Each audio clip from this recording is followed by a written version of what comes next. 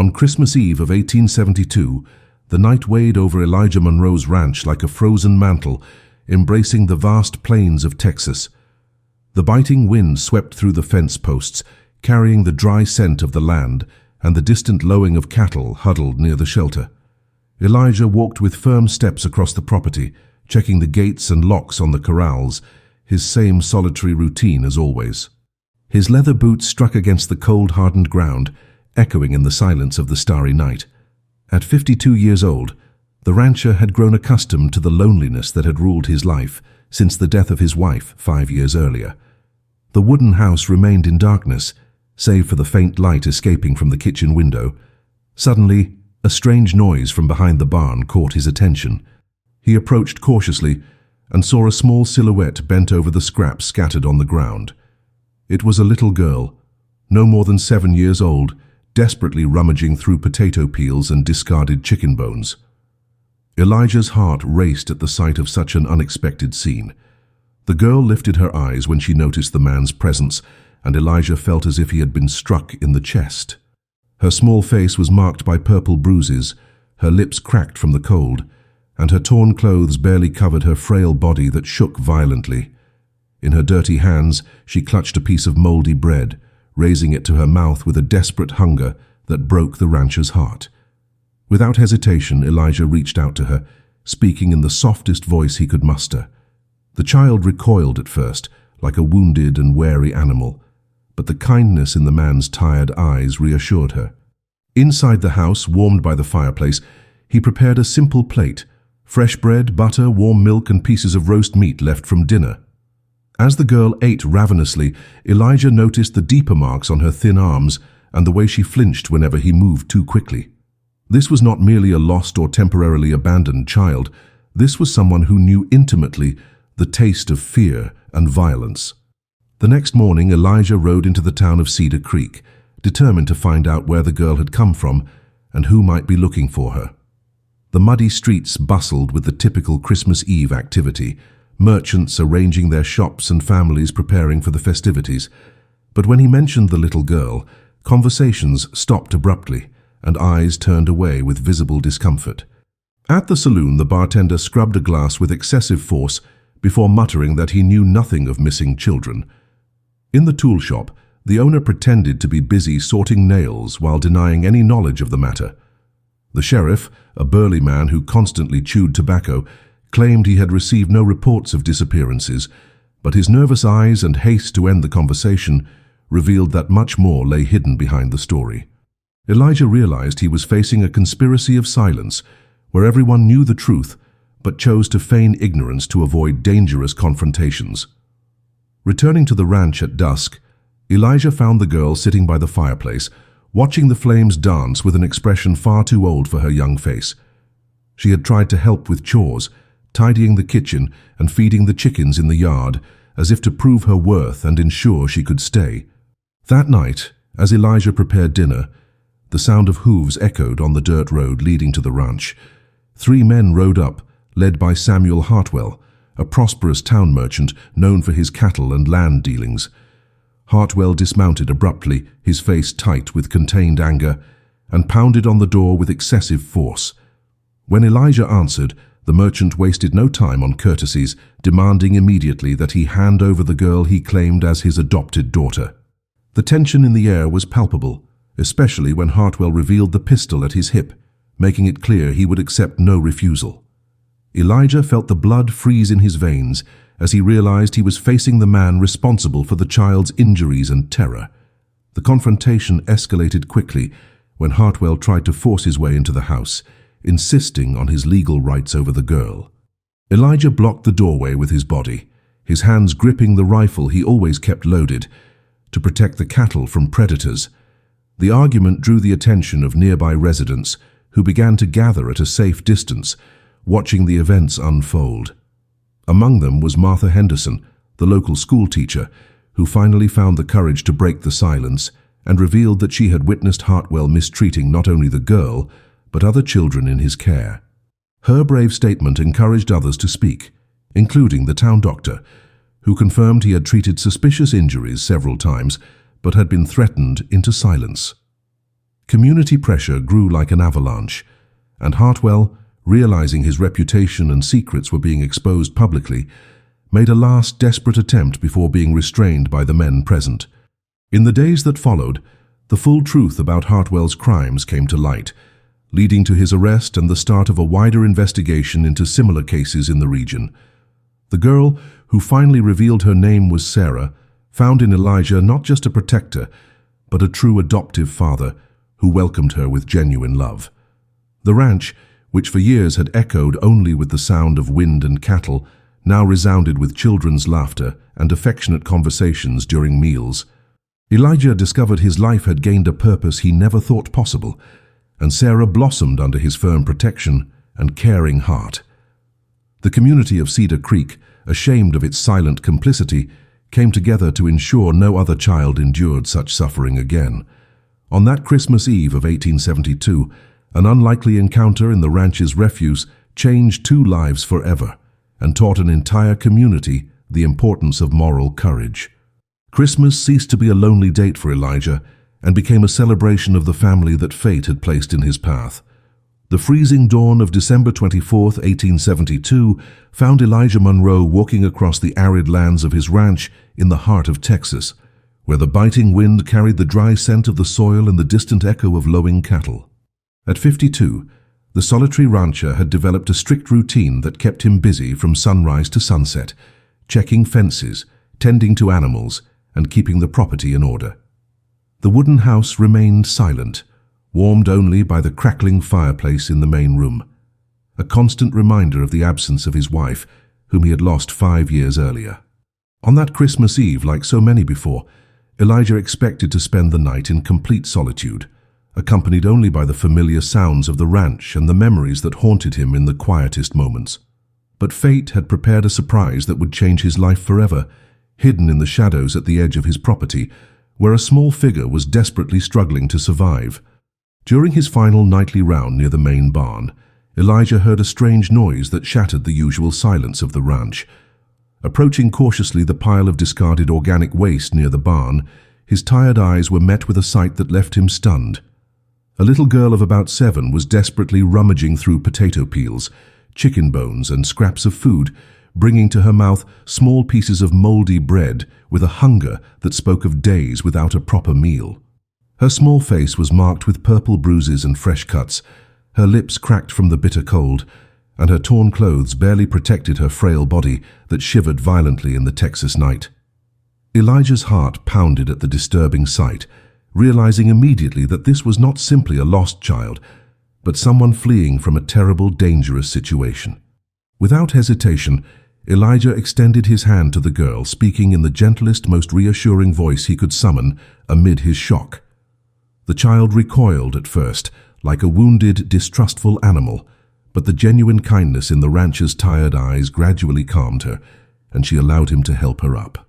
Inside the house, warmed by the fireplace, he quickly prepared a simple yet nourishing plate: freshly baked bread, creamy butter, warm milk, and generous slices of roast meat left from his lonely supper. As he watched the girl devour the food with desperate voracity, Elijah noticed even more disturbing details: deep rope marks on her thin wrists, old scars on her arms and legs, and especially the way she cowered and trembled whenever he made sudden or quick movements. It was clear she was not merely abandoned, but someone who knew the bitter taste of fear, violence, and systematic abuse. The next morning, determined to uncover the origin of the child's suffering and find those responsible for her pitiful state, Elijah saddled his strongest horse and rode toward Cedar Creek. The muddy streets bustled with the festive activity typical of Christmas Eve: merchants arranging colorful shops, families joyfully preparing for traditional celebrations, and children running between wagons loaded with goods. But when the rancher discreetly began to mention the little girl he had found, something strange happened. Conversations ceased abruptly, eyes turned away with visible unease, and a heavy, awkward silence fell wherever he asked questions.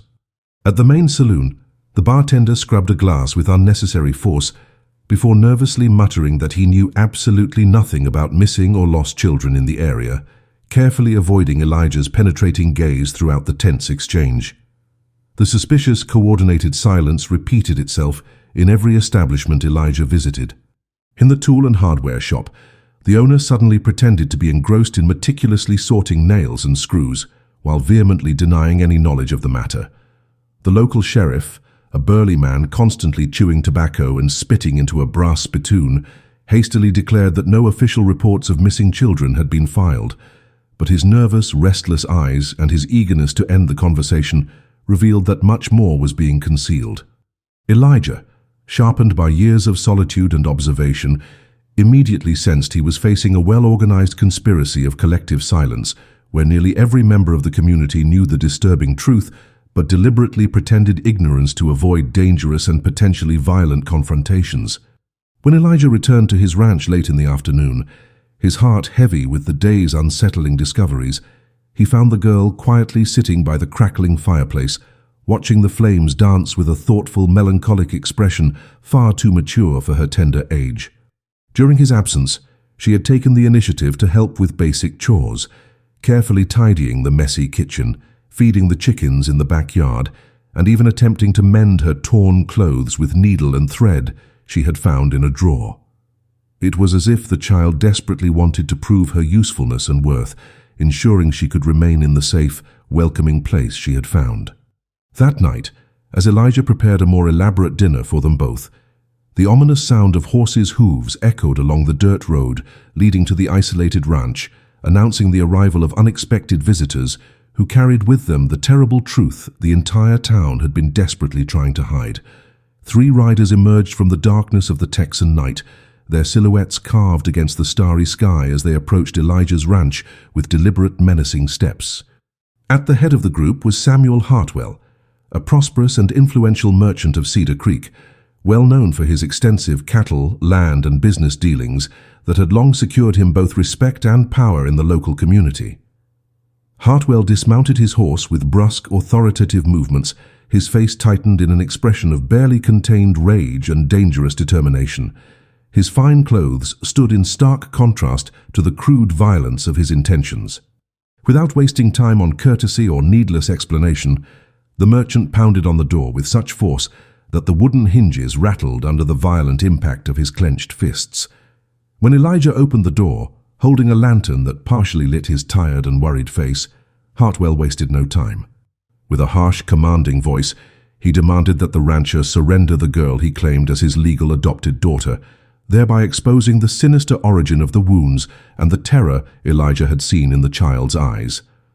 The tension in the air grew almost tangible as Hartwell deliberately revealed the gleaming pistol in the tooled leather holster at his side, making it clear with unmistakable gestures that he had no intention of accepting refusal or resistance. Elijah felt his blood turn cold as he finally realized he was standing face to face with the man directly responsible for the girl's injuries, her terror, and her pitiful condition. The cold wind swept across the plains between them, carrying with it the weight of an imminent confrontation that could determine the fate of an innocent life. Behind Elijah, hidden in the shadows of the house, the little girl watched wide-eyed, recognizing instantly the voice and threatening presence of the man who had caused her so much suffering. The rancher understood that the crucial moment of his life had come, one in which he must decide not only his own fate, but above all the future and safety of a child utterly dependent on his protection and courage. Hartwell tried to force his way into the house with growing aggression, insisting on his supposed legal rights over the girl, and threatening Elijah with dire consequences if he continued to interfere in his private matters. But the rancher stood firm, blocking the entrance with his own body, his experienced hands gripping the rifle he always kept loaded to defend his cattle against predators. The heated argument and Hartwell's violent shouting soon drew the attention of neighbors, who gathered at a cautious distance, watching the drama unfold with nervous apprehension. Among the hesitant onlookers was Martha Henderson, the respected local schoolteacher, a woman of middle age known for her moral integrity and occasional courage. After several tense minutes of Hartwell's intimidation, Martha finally summoned her strength, stepping forward to declare publicly that she had personally witnessed Hartwell's systematic mistreatment and violence, not only against this girl, but against other children as well. Her brave declaration became a catalyst, breaking the oppressive silence that had long shielded Hartwell. One by one, others followed. Dr. William Morrison, the town physician, nervously admitted he had treated suspicious injuries in several children over the years, but had been directly threatened by Hartwell to remain silent. Sarah Mackenzie, who owned a small boarding house, revealed with a trembling voice that she had heard anguished cries from Hartwell's property at night, though fear had always kept her from reporting what she suspected. Gradually, more townsfolk stepped forward, sharing long-buried suspicions and experiences, their fear finally overwhelmed by collective resolve. The pressure mounted like an unstoppable avalanche, and Hartwell, realizing his carefully built reputation and darkest secrets were collapsing in public view, made one last desperate attempt at violence before being restrained by the men present. In the tumultuous days that followed, the full extent of Samuel Hartwell's systematic crimes came to light, leading to his immediate arrest and the beginning of a wider investigation into child abuse across the region. Authorities uncovered an organized network of exploitation that had operated with impunity for years, shielded by the community's intimidated silence and by Hartwell's economic and political influence. The girl who at last revealed her name as Sarah Elizabeth Thompson was officially placed under Elijah's protective guardianship. In the solitary rancher, she found not only a defender, but a true adoptive father who embraced her with unconditional love. The ranch, once filled only with the melancholy sound of wind and cattle, now rang daily with a child's laughter and warm conversation. Elijah discovered to his surprise and joy that his life had taken on a profound and meaningful purpose he had never thought possible, while Sarah blossomed under his tireless care and the safety of her new home. The transformation in Cedar Creek was deep and permanent. Shamed by their long complicity and silence, the townspeople united to ensure no other child would ever endure such abuse again. An informal but effective system of community vigilance emerged, neighbors pledging to report the slightest sign of neglect or cruelty. Martha Henderson organized regular school meetings to educate families about recognizing abuse and the moral duty to intervene. That Christmas Eve of 1872, what began as a chance encounter between a lonely rancher and a desperate child scavenging in the dark forever, changed not only two lives, but an entire community. It became a lesson in moral courage, collective responsibility, and the defense of the most vulnerable. For Elijah, Christmas was no longer a season of solitude. It had become a celebration of the family fate had miraculously placed in his care. 3 months later, spring came to the Texas plains, mirroring the renewal in Elijah and Sarah's lives. The ranch, once silent with loneliness, now pulsed with the energy of a child rediscovering the joys of a protected childhood. Sarah gained healthy weight, her wounds healed, and her brown eyes regained their natural brightness. She learned to ride the spotted pony Elijah had bought for her, and spent hours exploring the property under the watch of the German shepherd he had also brought home for her safety. Every morning she helped Elijah with chores, feeding the hens, collecting eggs, milking the cow, checking the fences. Her endless curiosity and sharp intelligence filled those moments with constant questions and learning. Martha visited the ranch twice a week, bringing books from the school library and teaching Sarah to read and write. The girl absorbed knowledge with astonishing eagerness, quickly advancing from letters to fluent reading and expressive writing. Elijah watched with deep satisfaction, realizing that Sarah's intellectual growth brought him a joy greater than a full harvest or a successful cattle sale. On warm afternoons, the three of them sat beneath the great oak near the house, where Martha told stories of distant lands while Sarah practiced reading aloud, her voice gaining confidence with every word. Dr. Morrison also became a frequent visitor, monitoring Sarah's recovery and marveling at her rapid progress. Gradually, she began to speak of her past, revealing details that helped authorities build an airtight case against Hartwell and his criminal network. Hartwell's trial became the most significant event in Cedar Creek's history. Journalists and officials from neighboring towns filled the courtroom. Behind a protective curtain, Sarah testified with clarity and courage, detailing the years of systematic abuse she had endured and providing evidence about other children as well. Martha Henderson and Dr. Morrison corroborated her account, and townsfolk who had long remained silent finally spoke. The jury deliberated less than 2 hours before returning a unanimous guilty verdict on all counts. Hartwell was sentenced to 20 years of hard labor, a punishment that sent a resounding message across the region. Crimes against vulnerable children would not go unpunished. That summer, Elijah made a decision that stunned the community. He expanded his ranch to create a refuge for orphaned and at-risk children. With his savings and the sale of cattle, he built a new house with comfortable rooms, a bright study hall, and a large kitchen. Martha moved in permanently as teacher and caretaker, while Dr. Morrison set up a small clinic to ensure medical care. Sarah, now 8, naturally took on the role of older sister to the children who arrived, helping them adapt with compassion born of her own survival. The first Christmas after the refuge opened was magical. 7 children filled the once quiet home with laughter, games, and joy. Elijah, now affectionately called Papa Eli, watched with a smile that never left his face, his eyes shining with happiness he had thought forever lost. The table that once seated only one lonely man now hosted a family bound not by blood, but by love, safety, and shared hope.